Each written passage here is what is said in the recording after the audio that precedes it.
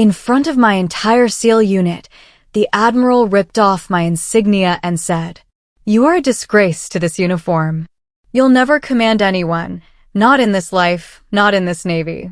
His words didn't echo, they carved through the air like a knife, splitting open everything I thought I knew about honor, about service, about myself.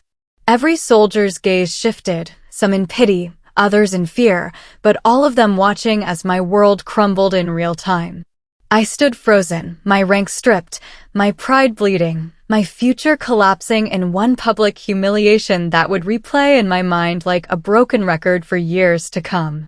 That day, I didn't cry. I didn't argue. I didn't beg. I saluted that bastard and walked away, fists trembling with a rage so pure it could have powered a battleship, promising myself one thing: I will never let this voice be the one that defines me. I will never let his poison become my truth. 7 years later, that same Admiral walked into my command office and stood at attention. 7 years of hell, 7 years of proving him wrong, 7 years of climbing out of a pit he'd thrown me into. I leaned forward from behind a desk that represented everything he said I'd never achieve and said, "Do you still think I'm a failure?" Before I tell you what happened next, please like, subscribe, and comment where you're watching from, so every fighter who's ever been broken knows that silence doesn't mean defeat. Because what I'm about to tell you isn't just my story. It's the story of every person who's been told they're not enough, who's been humiliated in front of people they respect, who's been cast aside like garbage by someone who was supposed to lead them. They didn't just take my position that day.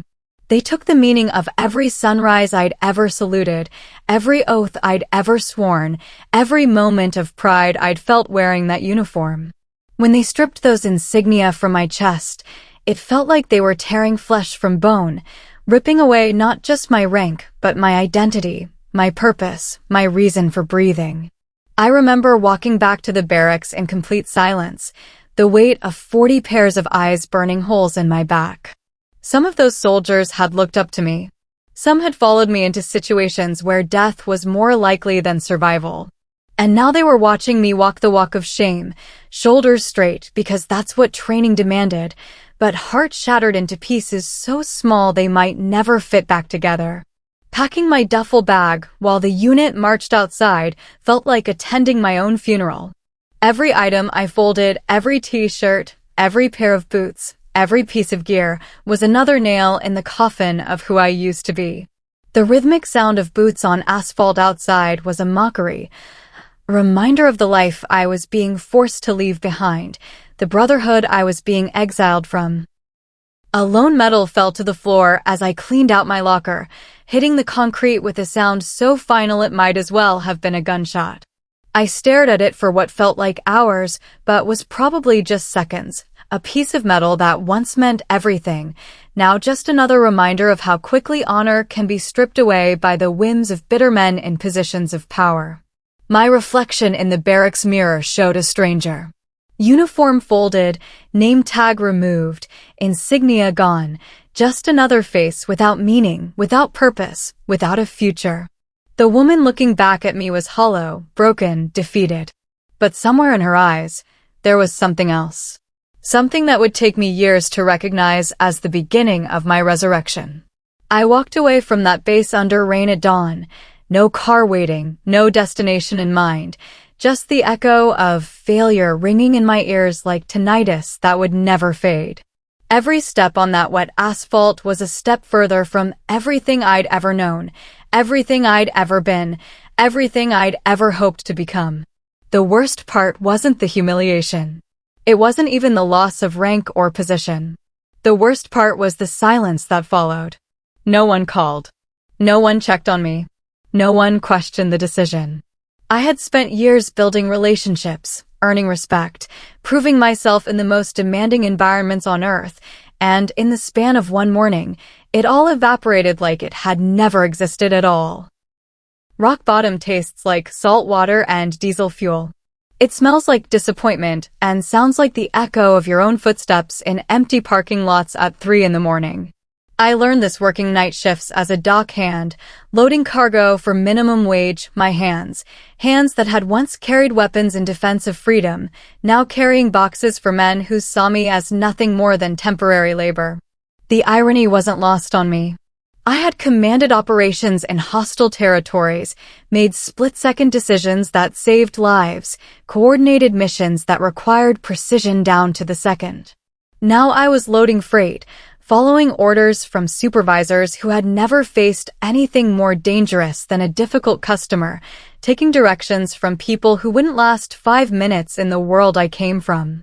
I slept in my car by the shore, clutching my seal patch like a talisman, like proof that I had once been something more than this broken version of myself.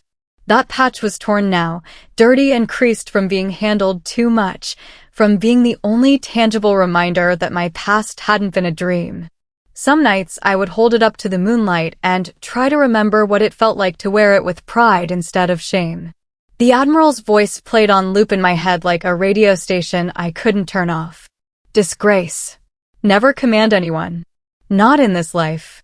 The words had been designed to destroy, and they were doing their job with devastating efficiency. Every morning when I woke up cramped in that car, every night when I fell asleep to the sound of waves that reminded me of better times, those words were there waiting for me. But here's what they don't tell you about rock bottom. It's solid. You can't fall any further.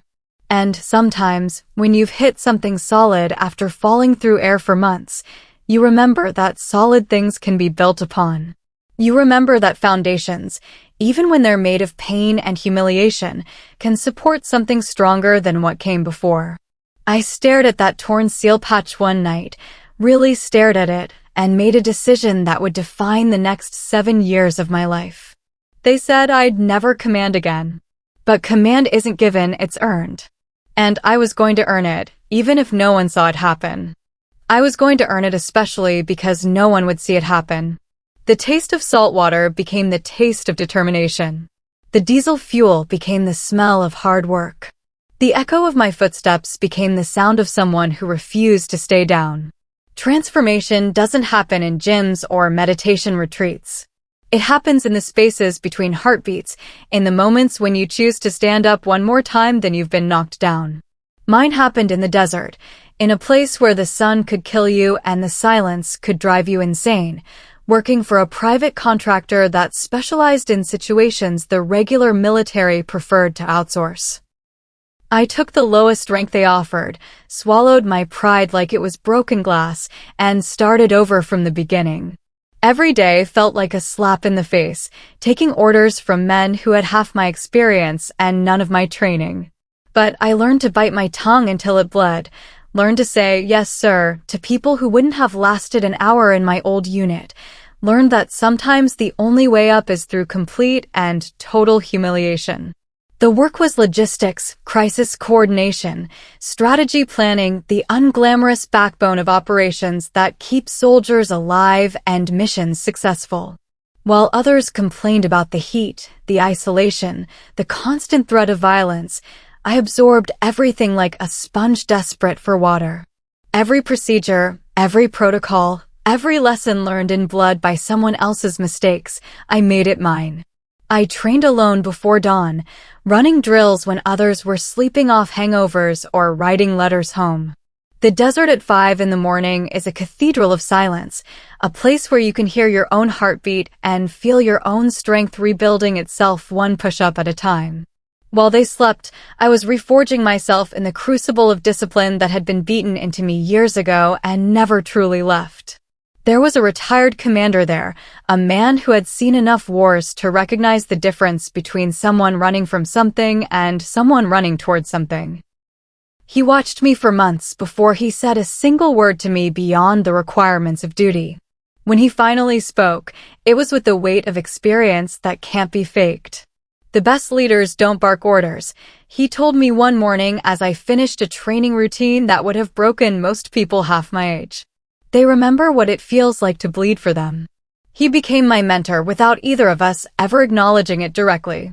Through him, I learned that leadership isn't about the voice that shouts the loudest or the rank that sits the highest.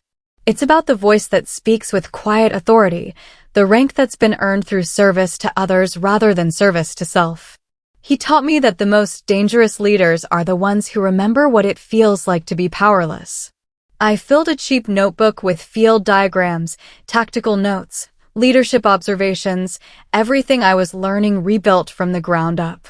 That notebook became my new command manual, every page written in the handwriting of someone who was no longer the person who had been humiliated 7 years ago.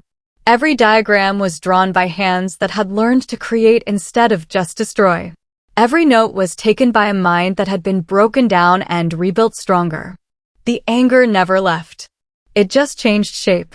Instead of burning outward like a wildfire that destroys everything in its path, it burned inward like a forge that turns raw metal into weapons. Every insult I swallowed became fuel. Every order I took from someone less qualified became motivation. Every night I fell asleep exhausted and woke up determined became proof that I was building something they could never take away from me again. Recognition, when it comes, doesn't announce itself with fanfare. It creeps up quietly, like dawn in the desert, almost imperceptible until suddenly everything is illuminated. Mine came during a rescue operation that had gone sideways before I ever got involved, a clusterfuck of epic proportions that had claimed 2 lives and was threatening to claim more. The original commander had lost his nerve. The backup plan had no backup. The team was scattered, communication was down, and enemy forces were closing in on a position that couldn't be held much longer. It was the kind of situation that ends careers and starts investigations, the kind of disaster that gets written up as a cautionary tale in military academies. They handed it to me not because they trusted me, but because they had run out of options and needed someone to blame when everything went to hell. I took it not because I wanted the responsibility, but because there were people dying while other people worried about their precious reputations. I rebuilt that operation from the ground up in real time, under fire, with resources that were inadequate and a timeline that was impossible. I coordinated extraction routes while artillery shells were landing close enough to rattle my teeth. I organized medical evacuations while sniper fire was turning cover into deadly exposure. I salvaged a mission that should have been a complete loss and turned it into something that could be called a victory if you squinted hard enough. But more importantly, I brought everyone home. Not just the original targets of the rescue, but every member of the team that had been sent in to save them. When the after-action reports were filed, when the casualties were counted, when the lessons learned were documented, the numbers told a story that couldn't be ignored or explained away. The promotion to mission coordinator came with a handshake and an apology that was 7 years too late and nowhere near enough. But I took it because it was a step toward something larger, something that would matter more than personal vindication.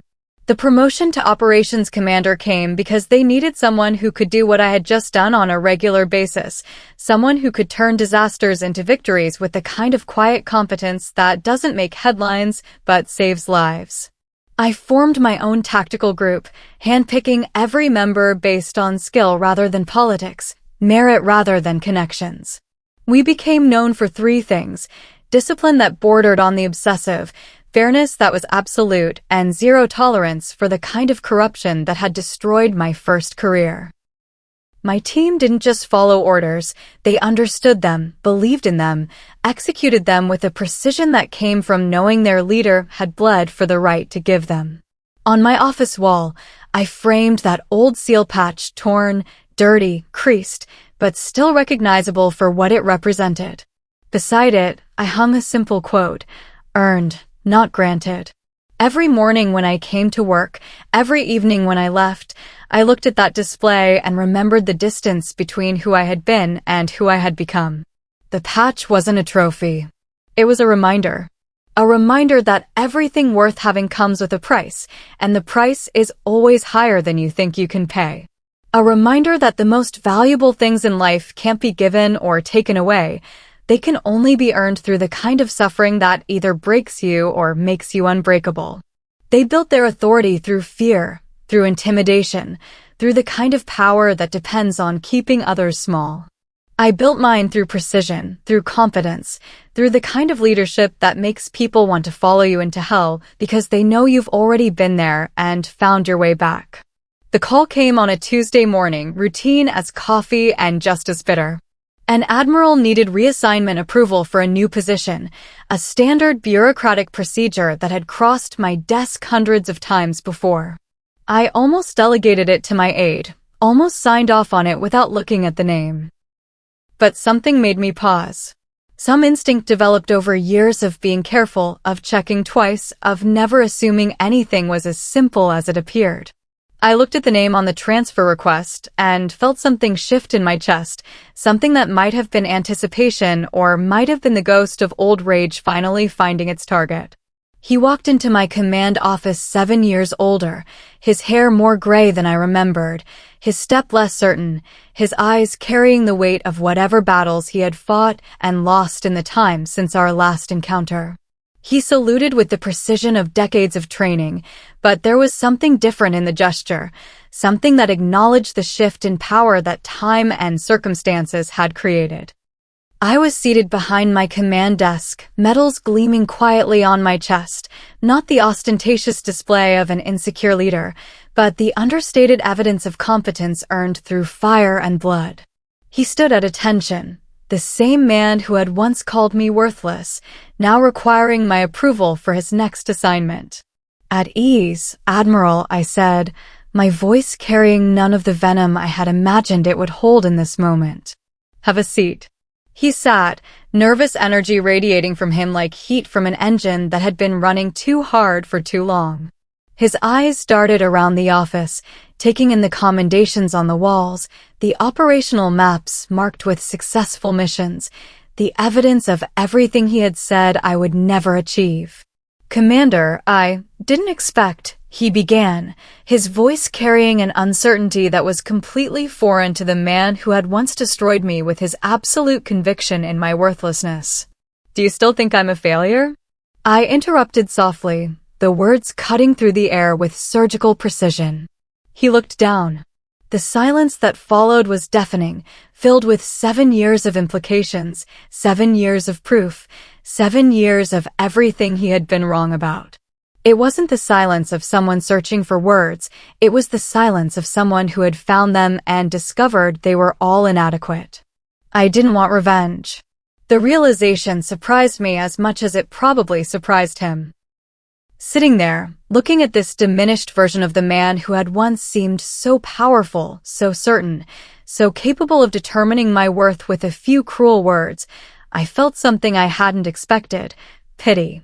He had spent 7 years believing his own assessment of my potential, confident that his judgment was infallible, secure in the knowledge that he had correctly identified and eliminated a weak link. The man sitting across from me now was discovering that his certainty had been delusion, his judgment flawed, his assessment catastrophically wrong. But more than that, he was realizing that his actions hadn't been based on my failures, they had been based on his own. The insecurity that had driven him to destroy rather than develop, the fear that had made him see threat instead of potential, the weakness that had made him choose humiliation over mentorship.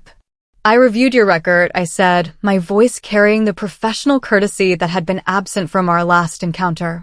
Your service has been adequate. The position you're requesting is within your capabilities. I could have destroyed him, could have found reasons to deny his transfer, could have made him feel the same powerlessness he had once inflicted on me, could have given him a taste of the medicine he had served me 7 years ago. The power was mine now, and the temptation was real. But I had learned something in those 7 years that he apparently hadn't. That true strength doesn't need to prove itself through the destruction of others.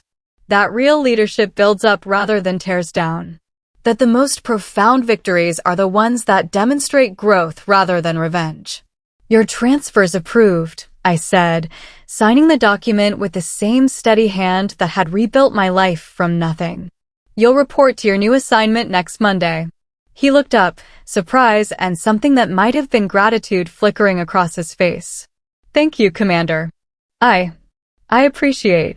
Admiral, I said, standing up from behind my desk with the quiet authority of someone who had earned every inch of ground she occupied, I hope you've learned to recognize potential when you see it.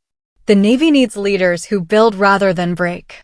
He saluted again, and this time there was something different in it, respect, perhaps, or recognition, or simply the acknowledgement that the balance of power had shifted permanently and irreversibly. After he left, I sat alone in my office and felt something I hadn't experienced in 7 years, complete and total peace. Not the peace of revenge accomplished, but the peace of justice served. Not the peace of enemies defeated, but the peace of having risen above the need for enemies at all. The truth wasn't shouted that day. It was stood for. It was demonstrated through competence rather than declared through words. It was proven through the kind of quiet strength that doesn't need applause because it knows its own worth. I pinned my old insignia back on that evening, not out of pride, but out of peace. Not because I needed the validation of external symbols, but because I had finally made peace with the woman who had worn them the first time, the woman who had been broken but not destroyed, humiliated but not defeated. Walking through the same corridor I had once exited in shame felt like completing a circle that had taken 7 years to draw. This time, younger officers saluted as I passed, not out of obligation but out of respect. Not because regulations demanded it, but because leadership had earned it. I paused at the Wall of Honor, that sacred space where the achievements of the worthy are permanently memorialized. I had walked past it countless times in my first career, always hoping that someday my name might appear there, always wondering if I would ever accomplish enough to deserve that recognition. Now I knew better. The wall was important, but it wasn't the measure of worth I had once thought it was. The real honor wasn't in having your name carved in stone, it was in becoming the kind of person whose name would be spoken with respect long after the stone had crumbled. I laid my framed seal patch beneath the flag, not as an offering or a sacrifice, but as a completion. A statement that the journey from who I had been to who I had become was finished, that the woman who had been destroyed 7 years ago and the woman who stood here now were connected by something stronger than rank or recognition, or the approval of others. 7 years ago, I walked out of this place broken, carrying nothing but the weight of someone else's judgment and the echo of my own failure. Today, I walk out whole, carrying the knowledge that the only judgment that matters is the one you pass on yourself. The only failure that counts is the failure to get back up. Because the loudest victories are the ones that never need applause. The strongest leaders are the ones who remember what it feels like to be powerless. The most profound transformations are the ones that happen in silence, in the spaces between heartbeats, in the moments when you choose to rebuild rather than seek revenge. If anyone ever tried to define your limits, prove them wrong quietly. Don't waste energy on noise. Don't diminish your strength with anger. Don't contaminate your victory with bitterness. Just keep building, keep growing, keep becoming the person they said you could never be. Like, comment, and share this story, so more warriors remember, silence is strength, discipline is revenge, and the only voice that defines you is the one that speaks from the depths of who you choose to become.